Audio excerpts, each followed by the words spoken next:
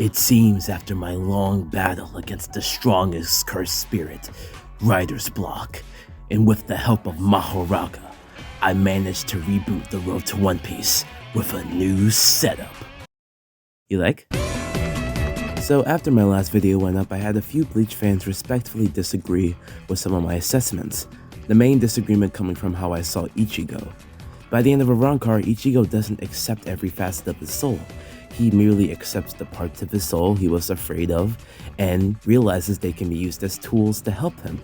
But that isn't the complete answer. Ichigo is merely using his Sanpakuto as a weapon, not an extension of who he actually is, because he doesn't know who he actually is. The Blade is Me is a perfect closer for that section of his development, and that couldn't have happened if Ichigo had forever lost his powers. Except, here's where my main point more so comes in. Is Ichigo losing his Shinigami powers a bad thing?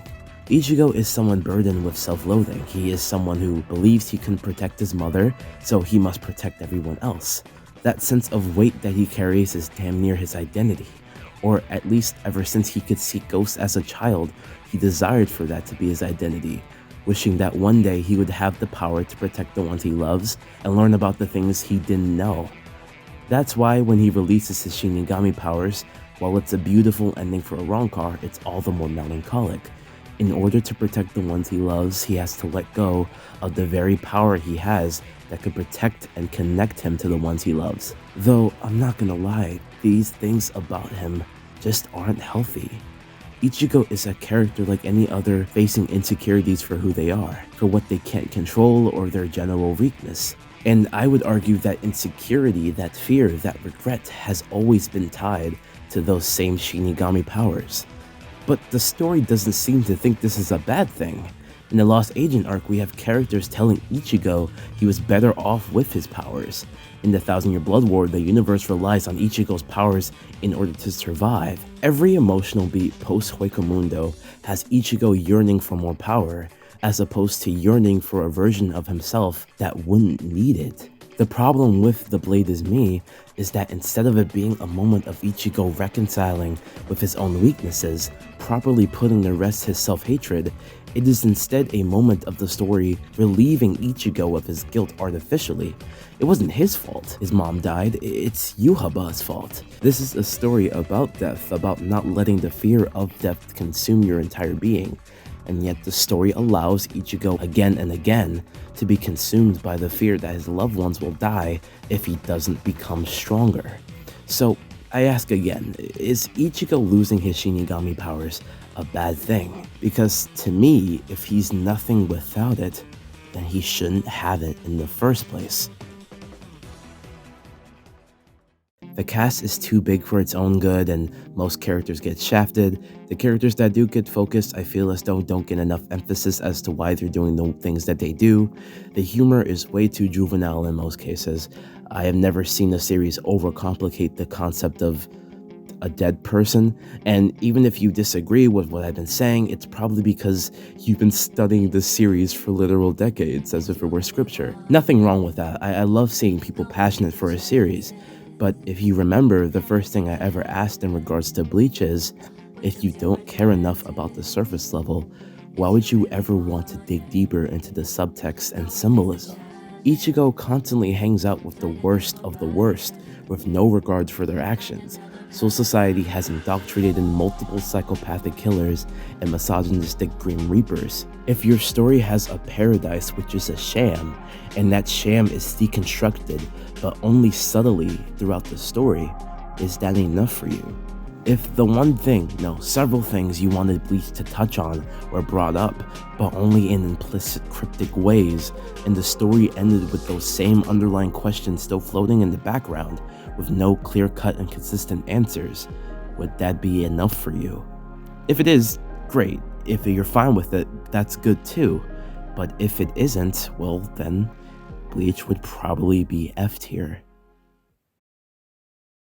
The Zenin clan is one of the most powerful sorcerer families in Jujutsu Kaisen. They're highly misogynistic, conservative, you know the deal. Because of their traditionalistic ways to become sort of a cage for Mai, Maki desires to not only make the clan a safer place for her sister, but also wants to prove that her, a woman and someone who has little to no cursed energy, has the right to be a pillar in her family. This is made even more poignant since Toji, someone who also didn't have a cursed technique, was also discriminated against in the clan. It's right behind me, isn't it? Mai, on the other hand, resents her for ever leaving her in such a dark situation. This dynamic is set up in Goodwill, an arc that explores the Kyoto kids more than we have before. Being knowledgeable on shonen, the abusive bloodline trope should be nothing new to you. So obviously you expect this plotline to develop alongside the main one in immense passion and detail, especially in a series so good at portraying the nihilism that comes from societal corruption. However, before we learn any more on the Zenin clan, their class system, their family dynamics, their history, Mai dies, being perfectly okay with dying so her sister can be whole. She reaches this conclusion to her arc as soon as it starts, a conclusion that, because of my minimal context, I have little to no sympathy for. Being told directly about the background of a character and empathizing with that background are two distinctly different things. What do I mean by this?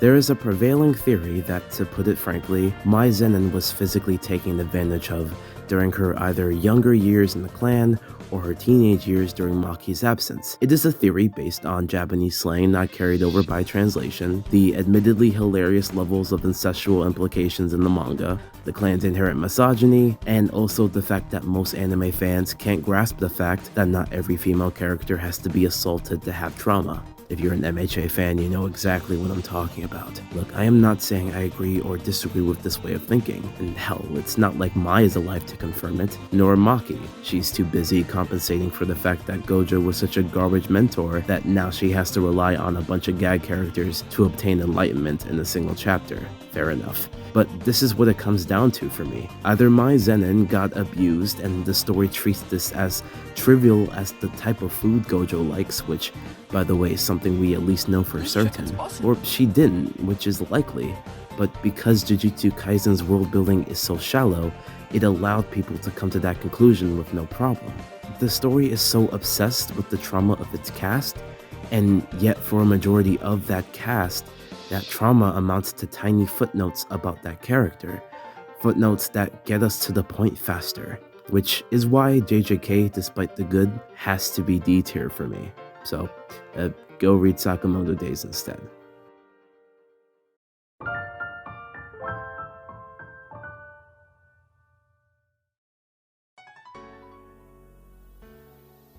What's unfortunate about Black Clover is that it's a series that I actually really liked. Through all of its faults and its unfortunate tendency to not have stakes, its focus on loving its own characters was endearing enough that it got me through consistently great arcs like Elf and entirely inconsistent, kind of messy but still lovable arcs like Spade, mixed with a worrying development concerning its own power system, has made Black Clover over the last few months C-tiered me. Even so, there are other stories that I wish had the focus on character that BC does. Demon Slayer is a manga that is heavily carried by its final arc. This is not a good thing. Demon Slayer should not get passes for its consistent ass-pulls where characters can be regular human beings but also smell and hear feelings, or when characters can rearrange their own organs or avoid poison, or its minimalist approach to build-up when it comes to plot lines like Nezuko being able to be in the sunlight, or its unwillingness to explore Nakamoto's family dynamic before making that dynamic the foundation of several power-ups. But where Demon Slayer was at least honest about its rather oblivious writing style, Attack on Titan's fall from grace was like getting hit by a semi-truck. AOT went from a grounded, complicated yet sympathetic story about human bonds and the value of different POVs on the battlefield to bizarre pseudo-time travel nonsense.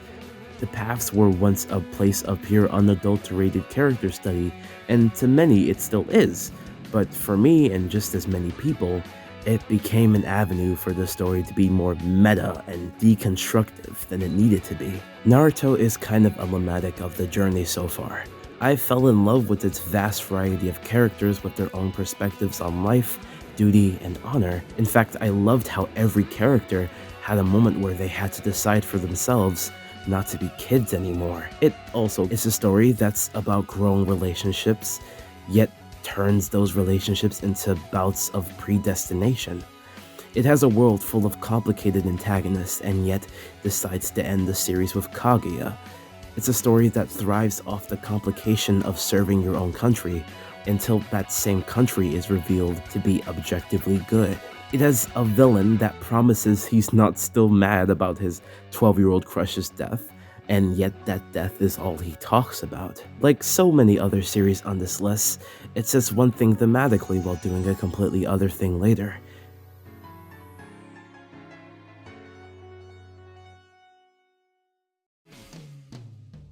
It's hard to love a series when that series becomes unrecognizable, when you have fandoms acting like those series totally remain the same throughout its run and its themes and execution.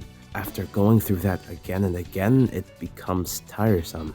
You start to wonder if you can even like anything, or if you'll be heartbroken again after picking up another chapter of a totally different manga. But I think there's some good down the line, and I still appreciate the good spots in all the stories I've read so far. Cause honestly, what's a road if not bumpy, right?